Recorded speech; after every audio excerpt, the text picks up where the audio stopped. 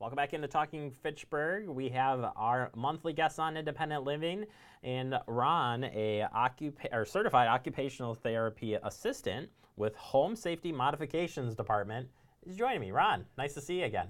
Glad to be here. Thank you for being on the show. Yep. Today you've been honored to be doing the do-it-yourself home assessment for safety and fall prevention. Mm-hmm. And first and foremost, why don't you just tell us a little bit about independent living? Sure. Well, we're a nonprofit locally in Fitchburg and Madison here. Been around for 40 years providing services to seniors and people with disabilities.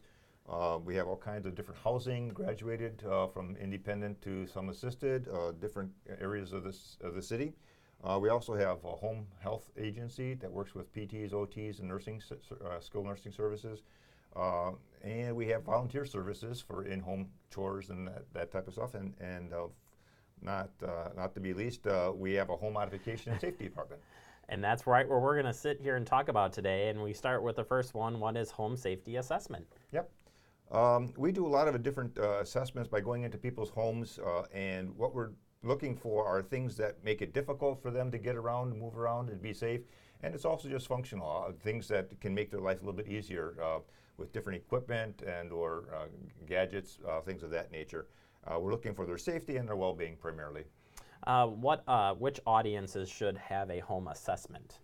Well, anybody that's in transition, probably getting 55, 60 years old and up. People think about elderly getting way up into the 80s, and not so much. I mean, everybody's dexterity and their balance and stuff is starting to get a little bit more compromised as you get older, and their housing needs to be looked at because things need to be changed with new equipment and things over time as well too. So anybody that's over 50 can certainly benefit from a housing home safety assessment.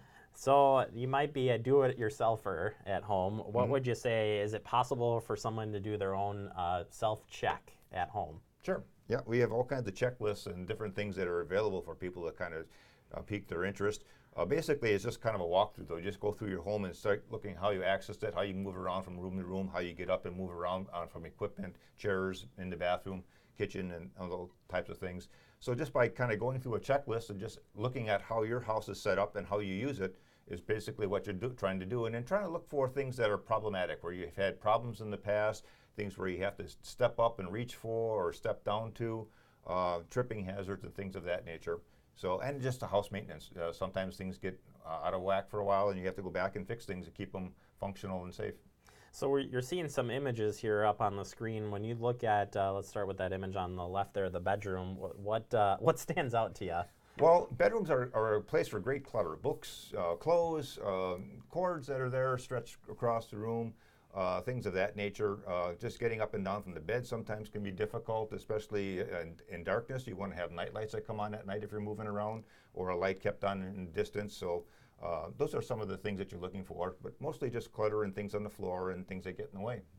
Yeah, I see that number 4, the carpet there, those loose carpets. They drive me crazy, and I trip on them. So that one to me just stands out like a sore thumb. But How about moving into the bathroom?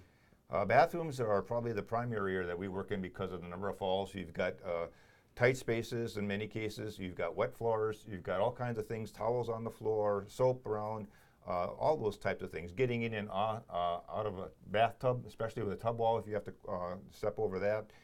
Toilets, just getting up and down. So it's all kinds of different adaptive equipment that you can put in place, as well as just being safe and knowing how to be able to get the things in a safe manner, and not rushing yourself, taking time to be able to move around in those areas too.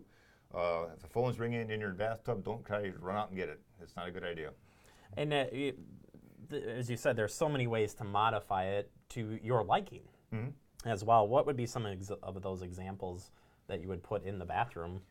Well, a primary thing is people with tubs have to step over a tub wall. So having a grab bar or something to hold onto to help with your balance, and then if you do slip, you've got something to hold up your weight a little bit.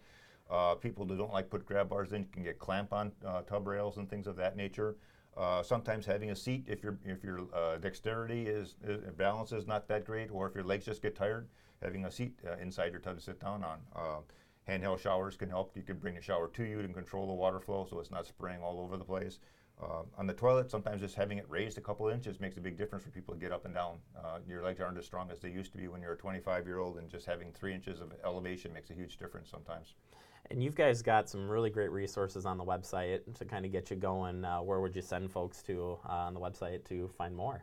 Well, just independentliving.org, and there's a home safety modification department you can click on. We have these checklists and all this information out there that you can take a look at. If you have questions about a particular room or a problem that you're having, you can call us. We can either to talk you through a couple things, or we can actually do a full home safety assessment. We come in and do an hour start to finish, talk through things with you. So there's lots of information out there for doing self-assessments, getting information, different types of equipment that you can find that will be useful.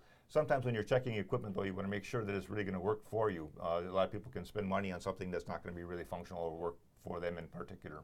Yeah, that's what, and I was thinking when we did a segment with you and you did do the assessment, just when you're looking around, it's very impressive to watch you at work, what you can find, and then trying to make it that it fits the person's personality, fits their life, and they will use it to stay safe. So yep. I appreciate the work that you do, and again, hit up the website for more information. They can give you a call as well at Independent Living if they want to talk to you. And you want to talk to Ron, trust me. Yep. If they want to do that, Ron, where do they go again? independentliving.org, excuse me, or you can just call our phone number, 608-274-7900, and they'll put you in touch with myself or the right person that needs your answer your questions. Perfect. Well, Ron, thank you so much. Yeah. Appreciate the time. Good. And again, hit up Independent Living. They got everything you need to know, again, to stay independent in the home. We're going to take a quick break. We'll wrap up the show next. You're watching Talking Fitchburg.